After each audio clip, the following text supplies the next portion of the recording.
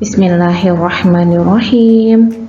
Assalamualaikum warahmatullahi wabarakatuh, anak soleh.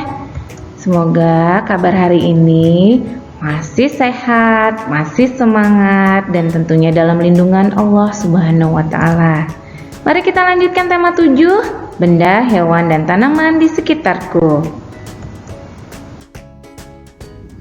Subtema 4, bentuk, warna, ukuran, dan permukaan benda, pembelajaran 5 dan 6 ada pada halaman 87 sampai 93. Tujuan pembelajaran kita pada hari ini, anak soleh dapat membedakan berbagai bentuk dan bahan benda. Yang kedua, menyelesaikan soal cerita pengurangan.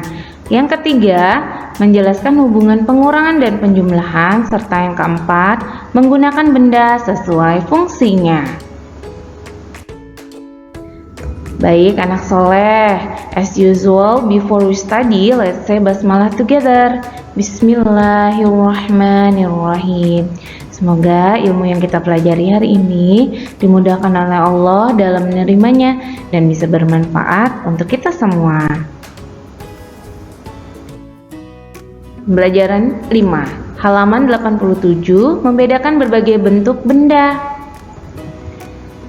Komang mengelap kaca jendela. Kaca jendela di rumah Komang berbentuk segi 4. Permukaan kaca jendela halus. Jonas menyikat ban mobil. Permukaan ban mobil kasar. Ban mobil berbentuk lingkaran. Kita dapat membedakan setiap benda berdasarkan bentuk dan permukaannya. Jadi ketika Komang mengelap kaca jendela, ternyata permukaan kaca jendela halus. Berbeda dengan yang dilakukan Jonas. Jonas menyikat ban mobil. Nah, ketika Jonas menyikat ban mobil, ternyata permukaan ban mobil kasar.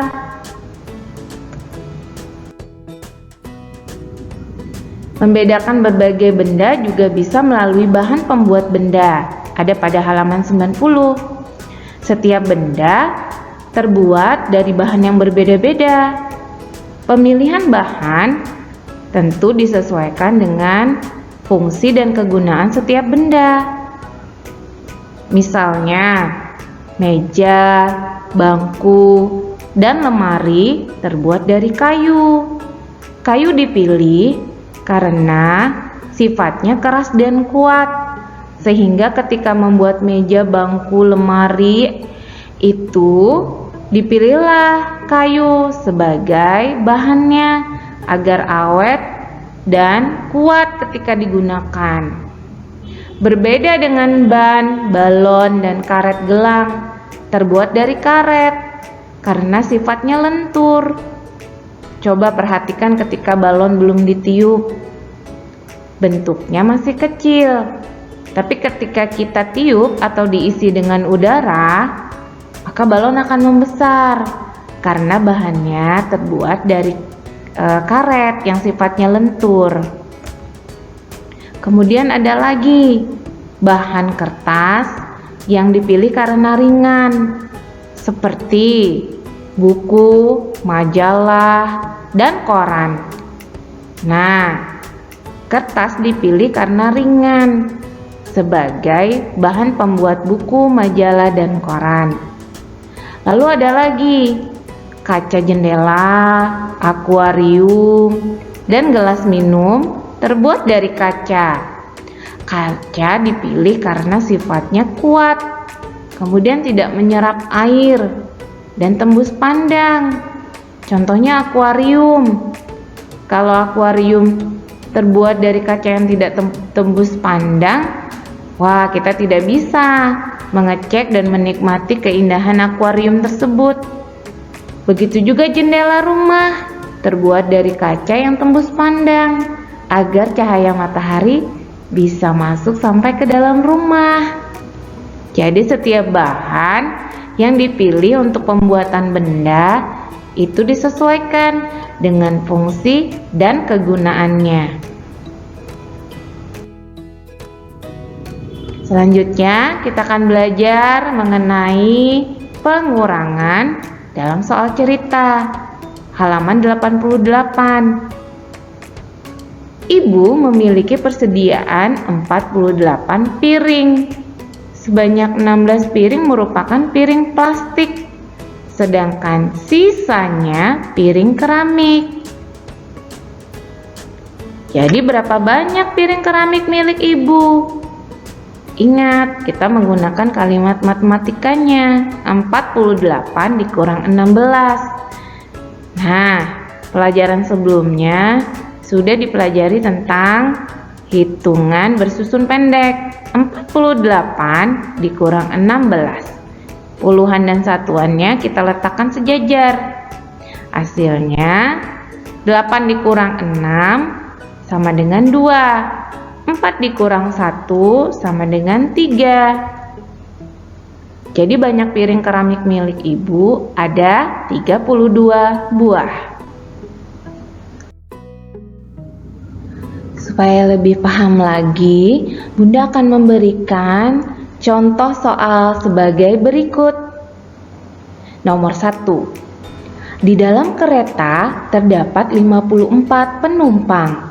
Sebanyak 22 penumpang turun di stasiun. Berapa banyak penumpang di dalam kereta sekarang? Jadi ada sebuah kereta. Awal mulanya jumlah penumpangnya seluruhnya 54. Ketika sampai di sebuah stasiun, 22 penumpangnya turun. Seperti biasa, perhatikan cara menyelesaikannya. Yang pertama adalah lingkari dulu angka yang terdapat dalam soal. Lalu baca baik-baik apakah soal tersebut kita selesaikan dengan penjumlahan atau pengurangan. Tadi ada kata kuncinya, turun di stasiun. Maka jumlah penumpang yang ada dalam kereta berkurang. Kalimat matematikanya dan penyelesaiannya sebagai berikut.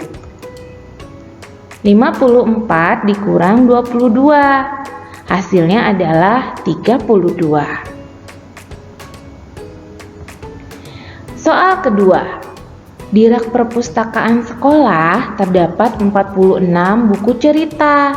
Sebanyak 15 buku cerita dibaca siswa hari ini. Berapa banyak buku cerita di rak perpustakaan sekolah sekarang? Kita lingkari dulu bilangannya. Kemudian dibaca lagi soalnya. Ternyata awal mulanya di dalam rak buku cerita itu ada 46.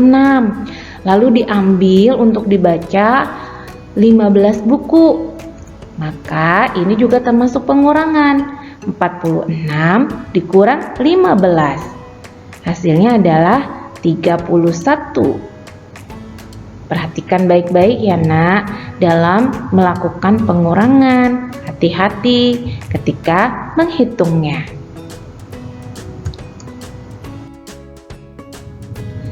Menjelaskan hubungan pengurangan dan penjumlahan. Halaman 91. Perhatikan soal Bunda. 54 ditambah 10 sama dengan 64. Karena 54 ditambah 10 hasilnya 64, maka 64 dikurangi 10 akan menjadi 54 kembali. Bentuknya seperti ini. 64 dikurang 10. 64 dikurang 10 sama dengan 54. Hal ini juga berlaku untuk 64 dikurangi 54. Akan menghasilkan 10. Ditulisnya seperti ini. 64 dikurang 54 sama dengan 10. Maka penjumlahan ada hubungannya dengan pengurangan. Hasil dari penjumlahan ini ketika kita kurangkan dengan salah satu dari dua bilangan yang dikurangkan, maka hasilnya adalah bilangan yang lainnya. Bunda ulang ya. 54 ditambah 10 sama dengan 64. Maka 64 dikurang 10 sama dengan 54. Atau 64 dikurang 54 sama dengan 10.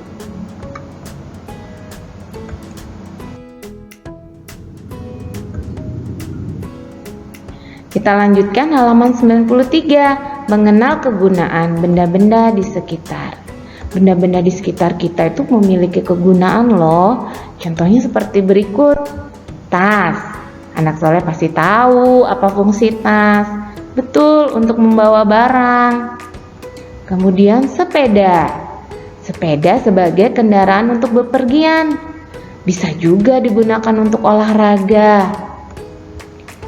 Sepatu untuk alas kaki. Sama fungsinya seperti sandal. Jadi setiap benda memiliki fungsi dan kegunaannya. Benda yang digunakan sesuai fungsinya awet dan tidak cepat rusak. Hal tersebut juga dapat menjaga keamanan dan keselamatan.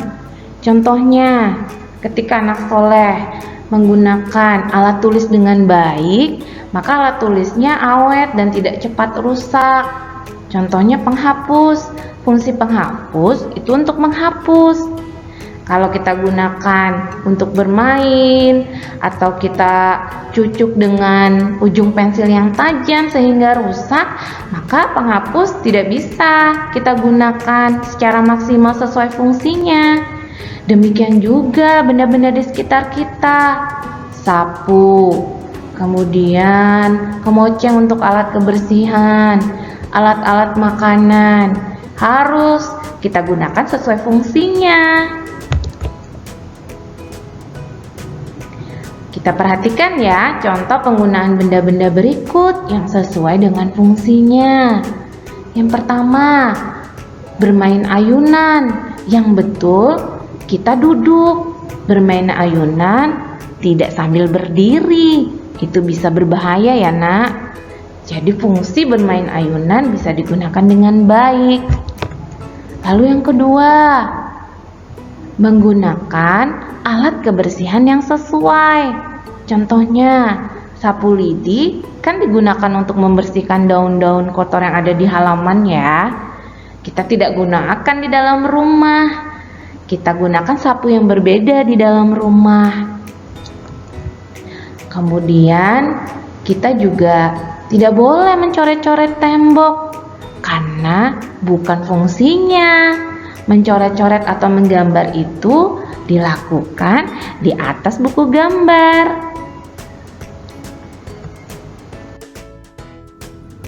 Pembelajaran kita untuk subtema 4 sudah selesai. After we study, let's say hamdalah together. Alhamdulillahirabbil alamin. Terima kasih banyak anak soleh. Tema 7 sudah kita selesaikan. Nanti hari Kamis bersiap untuk penilaian harian. Tetap jaga kesehatan, makan makanan bergizi, gunakan protokol kesehatan ketika keluar rumah, turuti nasihat kedua orang tua, jangan lupa rajin beribadah di rumah. Jika ada sepanjang pembelajaran tema 7 yang kurang dipahami, hubungi Bunda ya. Bunda akhiri. Assalamualaikum warahmatullahi wabarakatuh.